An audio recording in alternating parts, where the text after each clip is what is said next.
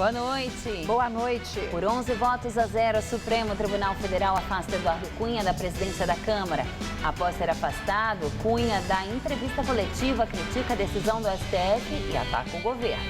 Antes tarde do que nunca, afirma a presidente Dilma sobre a queda de seu inimigo político.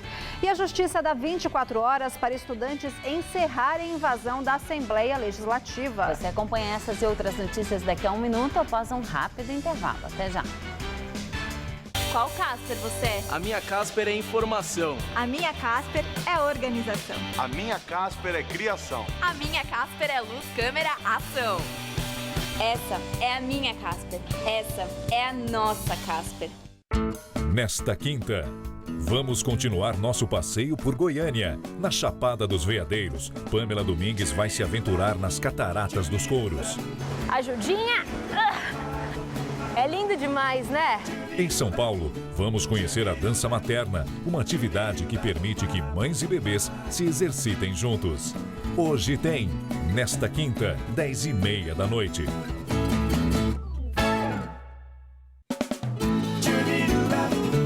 Oferecimento creme anti-rugas Risotex. Faculdade Gasper Libero, formando os melhores profissionais da comunicação.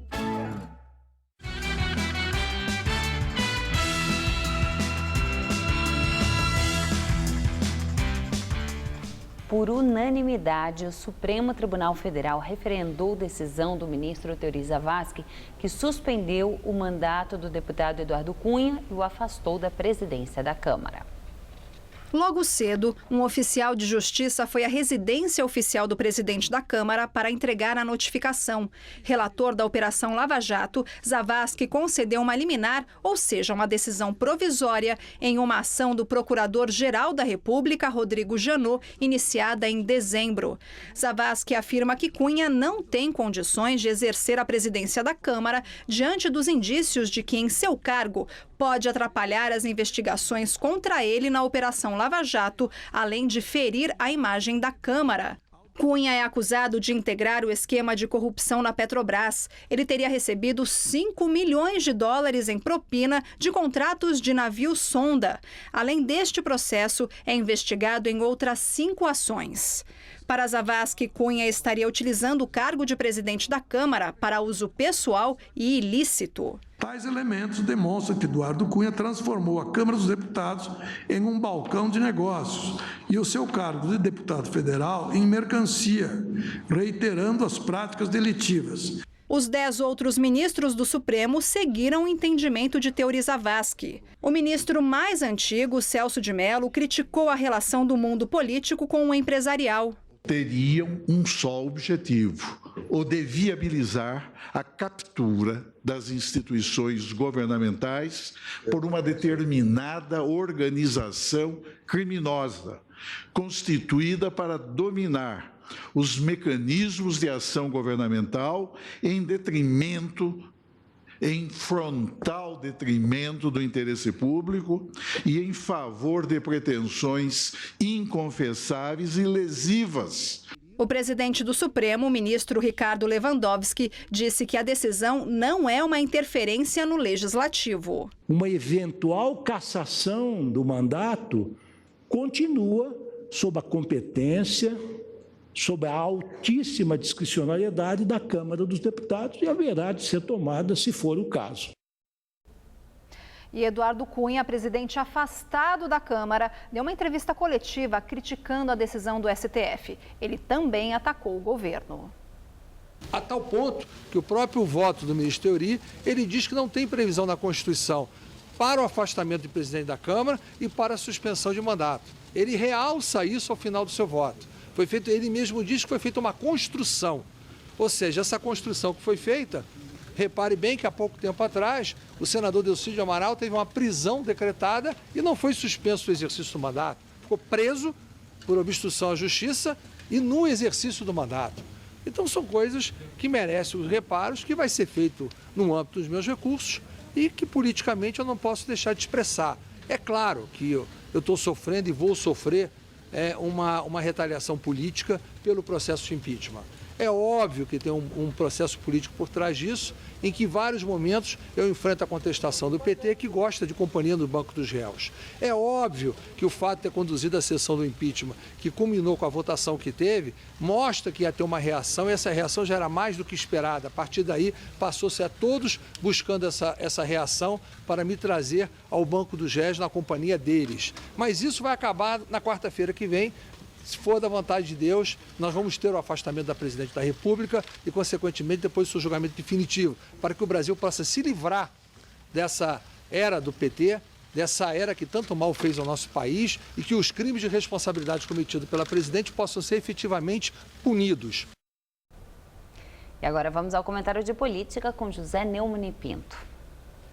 Agora que o Teori Zavascki e os seus 9 colegas na sessão no Supremo afastaram Eduardo Cunha do cargo de deputado e da presidência, a Dilma, o Cardoso e a bancada do Chororô no Senado precisam acabar com essa história de que ele é o único culpado pelo impeachment da Dilma. Que foi uma vingança dele que está fazendo esse impeachment. A história é a seguinte: foi aprovado por 367 deputados, 69%, ou seja, 2/3 mais 25, dos 513. Nos placares dos jornais, há 50 senadores votando sim, ou seja, 61%, a mesma proporção da população que quer vê-la pelas costas. Como é que ela vai conseguir governar se consiga ter sucesso nesse golpe que o Marco Aurélio, o Lewandowski, a Marina tentaram fazer nesta tarde e foram obstados pelo herói nacional Teori Zavascki? Mas a questão não é essa. Qual é a possibilidade de uma conspiração como essa acabar com uma decisão da grande maioria de tudo? Olha, o que se tem que fazer agora é exigir logo que ela saia e tirar do caminho os Cardoso da vida, os Marco Aurélio da vida, os Lewandowskis da vida. Estes sim, conspiradores, golpistas sórdidos. Então, até terça-feira, ou melhor, direto ao assunto, em pé.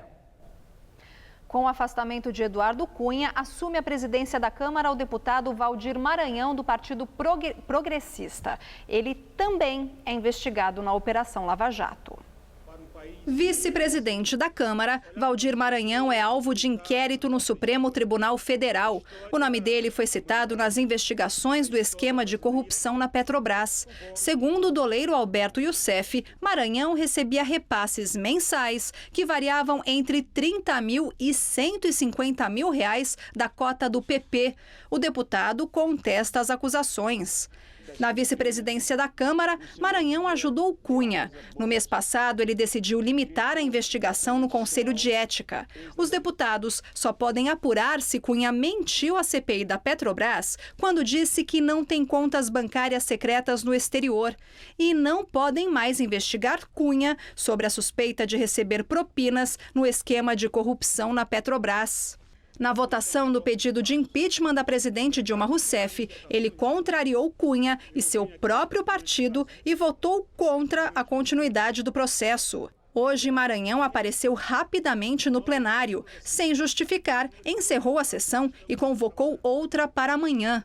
A decisão gerou protestos. A deputada Luísa Erundina, do PSOL, assumiu a cadeira da presidência e seguiu com a sessão, mas Maranhão mandou desligar as transmissões da TV Câmara.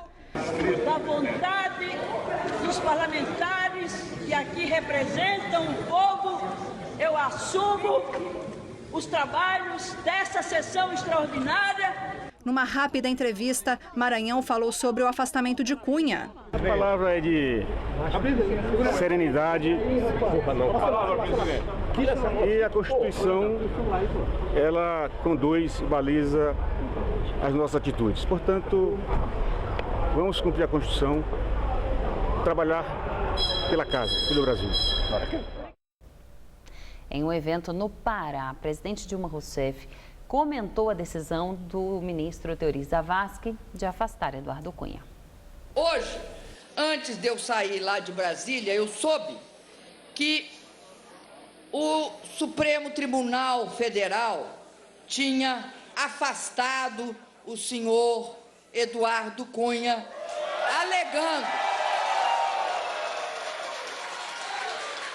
alegando que ele estava usando o seu cargo para fazer pressões, contrapressões, chantagens, etc. A única coisa que eu lamento, mas eu falo antes tarde do que nunca, é que infelizmente ele conseguiu, e vocês assistiram, o Zé Geraldo, vocês assistiram o Beto Faro e tantos outros votando contra, mas vocês assistiram também ele presidindo, na cara de pau, o processo na Câmara, o lamentável processo na Câmara. E a Comissão Especial do Impeachment no Senado ouve novamente a defesa da presidente Dilma Rousseff. O advogado-geral da União, José Eduardo Cardoso, diz que a decisão do afastamento do presidente da Câmara, Eduardo Cunha, do PMDB, reforça a tese de que o impeachment seria uma vingança dele. Cardoso disse que fica comprovada a nulidade do processo de impeachment. Com a decisão do Supremo Tribunal Federal de hoje de afastar o presidente Eduardo Cunha, aquilo que nós afirmamos fica demonstrado agora judicialmente. Por que foi afastado o presidente Eduardo Cunha hoje por decisão de Sua Excelência, o ministro Teori Zavascki? Porque usava seu cargo para impedir e obstaculizar investigações. Porque usava o seu cargo com desvio de poder. Usava o seu cargo para não permitir que aquelas situações que lhe são dirigidas de desvio de dinheiro público não avançassem. E esse desvio de poder iniciou exatamente assim, no caso do impeachment. O advogado-geral da União reiterou mais uma vez que a denúncia contra Dilma não é válida. Não há ato nenhum da senhora presidente da República em relação às chamadas pedaladas fiscais de 2015. Por quê? Porque quem gerenciava isso era o ministro da Fazenda.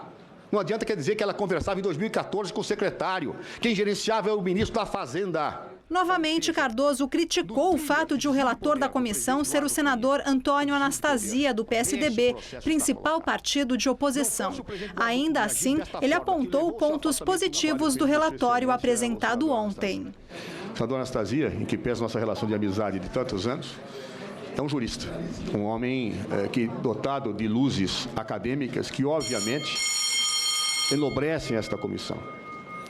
E por esta razão, o relatório ele expressa, em larga medida, estas luzes e não cai num equívoco que o da Câmara, lamentavelmente, caiu, que era tratar de fatos estranhos ao objeto do processo. Vossa Excelência se limitou efetivamente aos dois fatos, em que pese tenha feito considerações apenas de contextualização de outras circunstâncias. E amanhã a Comissão Especial do Impeachment do Senado se reunirá às 10 da manhã para realizar a votação do relatório do senador Antônio Anastasia, do PSDB. A votação será aberta. O presidente do Conselho de Ética afirma que os deputados que deveriam ter decidido o caso de Eduardo Cunha antes do STF. A repercussão na Câmara foi imediata. Alguns deputados comemoraram a decisão do Supremo. É uma notícia boa, porém tardia. Boa porque ele cometeu inúmeros crimes e claramente obstruía a investigação desses crimes e o processamento deles. Mas também tardia porque ele não poderia ter presidido esse processo de impeachment. Nós estamos, eu espero que definitivamente, livres de uma figura pública que negava a própria vida pública, que era sinônimo de tudo que há de mais nefasto na vida política e partidária brasileira. O líder do DEM disse que ficou preocupado. O afastamento do mandato de um deputado federal e, nesse caso, do presidente da Câmara, pode ser, sim, uma interferência. Eu entendo que, nesse momento, nós devemos ter cautela, devemos ter prudência. O presidente do Conselho de Ética disse que o colegiado vai trabalhar com mais tranquilidade. No entanto, José Carlos Araújo, do PR, disse lamentar que a decisão tenha sido do STF. Lamento muito o que está acontecendo, me entristece, porque essa casa está se apequenando. Nós que devíamos dar o exemplo, o bom exemplo, nós estamos dando. Precisa que o Supremo Tribunal tome a decisão por nós. Aliados de Cunha divulgaram uma nota dizendo-se preocupados com a decisão do STF. Para eles, o ministro Teori Zavascki não teve a devida guarda constitucional para afastar Cunha, porque essa seria uma atribuição exclusiva da Câmara dos Deputados. Assinaram a nota deputados de 6 partidos, entre eles o líder do PMDB, Leonardo Pisciani, e os deputados Jovair Arantes, do PTB, André Moura, do PSC e Paulinho da Força, do Solidariedade. E agora o comentário de Josias de Souza, direto de Brasília. Finalmente, uma reação.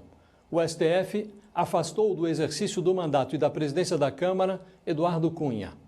Costuma-se dizer que as instituições no Brasil estão funcionando. Não é bem assim. O que o Supremo fez com atraso e por pressão foi aquilo que a Câmara deixou de fazer por obrigação. Quando foi eleito o presidente da Câmara em fevereiro do ano passado, Eduardo Cunha já era Eduardo Cunha. Quem o elegeu sabia o que estava fazendo. Já se via desde aquela época o pulso no fim do túnel. Eduardo Cunha demorou a cair por conta da indecência da Câmara.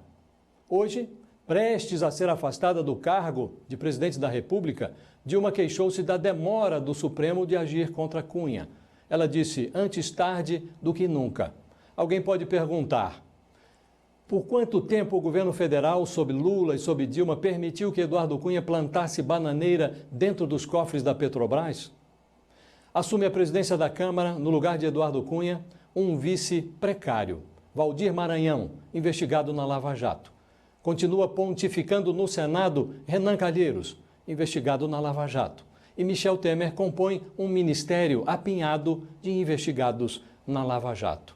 Não é que as instituições brasileiras estejam funcionando. Na verdade, elas estão cutucando a opinião pública com o pé para ver se a sociedade morde. Boa noite. Partidos de oposição defendem eleição imediata para escolher um novo presidente da Câmara. PSDB, DEM, PPS e PSB divulgaram nota dizendo que, como o STF não fixou um prazo para um eventual retorno de Eduardo Cunha, eles consideram que a presidência da Câmara está vaga. Os partidos afirmam que um substituto de Cunha tem que ser escolhido para que seja retomada a normalidade da casa. Uma reunião de líderes acontece agora à noite para debater mais sobre a eleição. O Tribunal de Justiça de São Paulo aceitou agora à noite a argumentação da Secretaria Estadual da Segurança Pública e a presença do secretário Alexandre de Moraes não será mais exigida na reintegração de posse do Centro Paula Souza. Mais cedo, a reintegração não aconteceu devido ao impasse entre a SSP e a Justiça.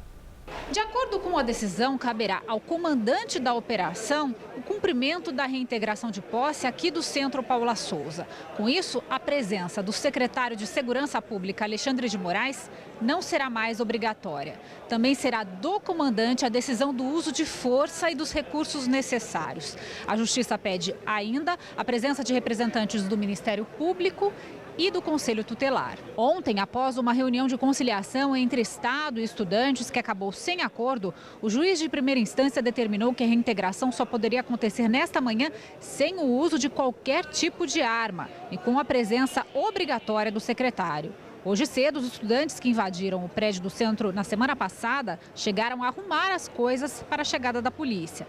Mas a Secretaria de Segurança Pública recorreu após considerar que a determinação da Justiça era irregular ao fazer tais exigências.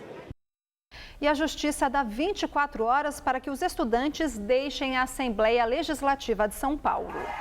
Pela decisão do juiz Sérgio Serrano Nunes Filho, da primeira vara da Fazenda Pública, os estudantes estão ferindo o interesse da coletividade e inviabilizando o funcionamento do Poder Legislativo Estadual. Se os estudantes não deixarem o prédio, acontecerá amanhã a reintegração de posse do edifício. O juiz estipulou uma multa diária de R$30 mil para cada ocupante, caso não deixe o prédio. Os alunos invadiram a Assembleia na terça-feira à tarde e permanecem lá desde então. então, eles exigem a criação de uma CPI para investigar as fraudes na merenda em escolas estaduais. A reintegração foi pedida pelo presidente da casa, Fernando Capês, do PSDB, que é investigado na Operação Alba Branca. O seco tem feito os níveis dos reservatórios caírem nos últimos dias em todos os mananciais que abastecem a Grande São Paulo. E o Cantareira, por exemplo, diminuiu 1% em menos de um mês. Atualmente, o sistema opera com 36% da capacidade. Bem, Mariana Armentano traz agora os detalhes da previsão para amanhã. A sexta-feira será um dia bem parecido com o de hoje em praticamente todo o estado de São Paulo. O ar seco continua mantendo o tempo firme, ensolarado e quente durante o dia no interior. Vai fazer até 30 graus na cidade de Ribeirão Preto, Araraquara e Bauru. Aqui na faixa leste, incluindo a capital paulista, não chega a fazer tanto calor à tarde, mas as temperaturas ficam bem amenas. Aqui na Grande São Paulo, mínima nessa madrugada de 14 graus e máxima durante a tarde de 26. No sábado, há chances de chuvas bem isoladas, só em alguns pontos da cidade, com máxima prevista na casa dos 25 graus. E no domingo, Dia das Mães, teremos sol, céu azul e temperaturas entre 16 e 25 graus. 5 meses após tirar o selo de bom pagador do Brasil, a agência de classificação de risco Fitch voltou a reduzir a nota do país. A nota caiu de BB+ para BB. Com o rebaixamento, o Brasil fica no mesmo nível de Bolívia, Croácia, Paraguai e Guatemala. Segundo a Fitch, o rebaixamento reflete a piora da economia e também estão na lista o impasse político que dificulta a retomada da confiança. E nós vamos ficando por aqui. A edição de hoje pode ser vista no site do Jornal da Gazeta. Tchau, Lu. Uma ótima noite para todo mundo. Boa noite, Ju. Boa noite para você também. E fique agora com Hoje Tem, com Pamela Domingues.